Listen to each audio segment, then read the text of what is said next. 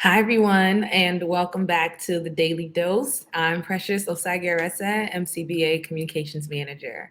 We're going to get right into it because this is exciting if you're on the East Coast. Today, we're going to be talking about Connecticut. So, Connecticut is looking to launch its recreational market starting tomorrow at 10 a.m. I'm going to drop the link here for you guys to read up and see what exactly is happening.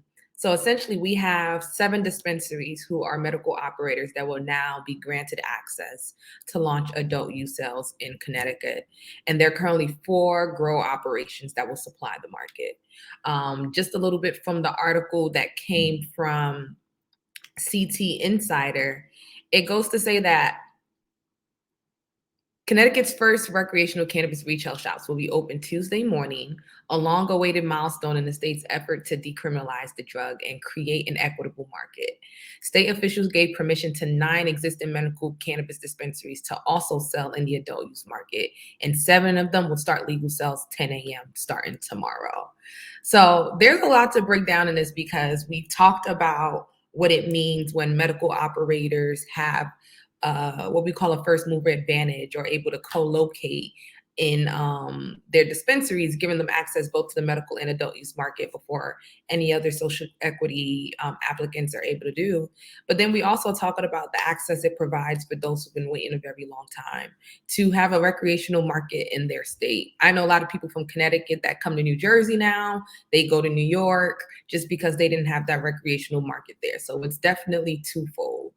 One interesting thing about Connecticut is that they have awarded sets of social equity licenses, and those license holders had 14 months to be able to transition from a provisional license into a final license. So there are operators, Black owned, Brown owned operators who are currently in that 14-month period process to launch. But I always ask the question as to why states decide to allow medical operators get this large head start, roughly about a year or so, and really analyze the benefits as we've seen in other states. A lot of you guys know I'm in New Jersey, and all things New Jersey cannabis just circulate around my head. And I remember when New Jersey got the green light April 20th of 2022, actually April 22nd, I believe. It was the day after, was it April 20th?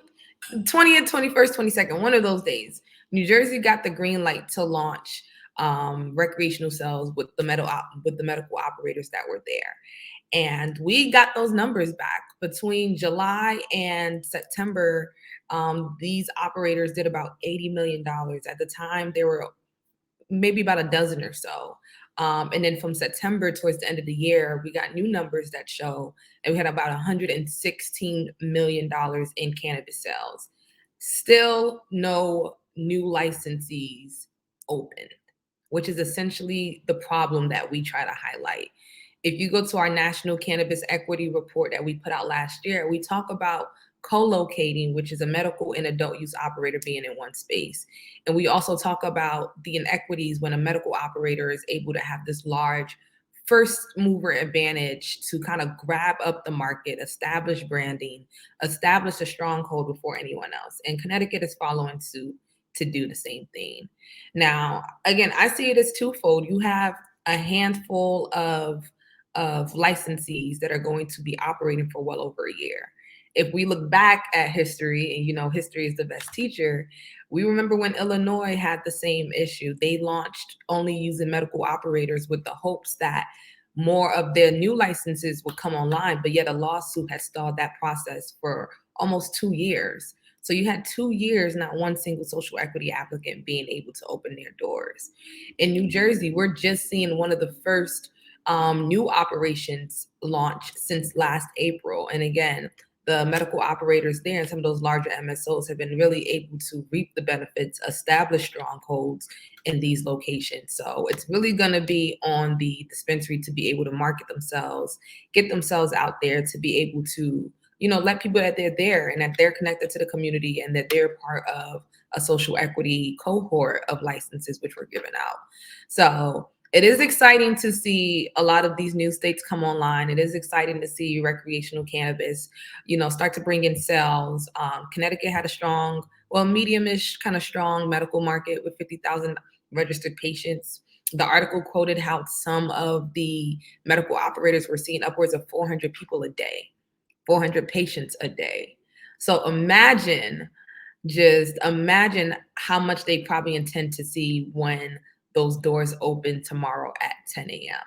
So again, feel free to chime in, throw your comments in our comment section, whether you're on Facebook, Twitter, LinkedIn, and or YouTube. We would love to get your feedback. Also, check out the Minority Cannabis Business Association National Cannabis Equity Report, where we do talk about the disadvantages of allowing medical operators to launch so prematurely to any other social equity applicant or any other diversity owned applicant being able to open their doors, and what that distance does in terms of them establishing their footprint when they're able to enter the market. We also have some news coming out of MCBA. So if you haven't seen already, we are launching a New Year, same vision donation drive. And what we're really asking is that you look at our mission and look at the work we've been doing over the last year and the work we plan to do moving forward, and ask that you donate to that. No donation is too little. We're really just looking to continue our programming, continue our work, and really expand. We want to revamp our National Cannabis Equity Report and update it with the new states we're seeing, with Connecticut and New York and New Mexico and so many other places. We want to incorporate the data that we're learning from there. We want to put on more programming to help analyze where the state of social equity actually is. And, we just have so much to do, and we can't do it without your help. So please be sure to look up our post that talks about donating, and you can head over to minoritycannabis.org to also find out more information about where you can drop donations. And if you haven't already, please make sure to register for our small business education series, which is taking place on Wednesday, January 25th at 2 p.m. We're going to be talking about business development and business plans. So if you're a new entrepreneur and you're just getting into the cannabis industry and you have a pile of data, a pile of information, and you need to condense it into a business plan, or you need to take actionable steps to start to form what your business would look like in any part of the vertical, this would be a very, very, very, very informational webinar for you. So be sure to sign up for that. And I'll also drop the links on our social media channels. So again, chime in on today's topic with Connecticut opening its adult use market starting tomorrow at 10 a.m. I know it's pretty exciting. I know the lines are going to be long. I do not envy that. However, what does this mean for social equity applicants moving forward? How are they preparing to come into the market when it will be pretty much established with just a handful of operators or multi-state operators to say at that time? So I'd love to get your thoughts. Thank you again for joining me for the Daily Dose, and I'll see you tomorrow.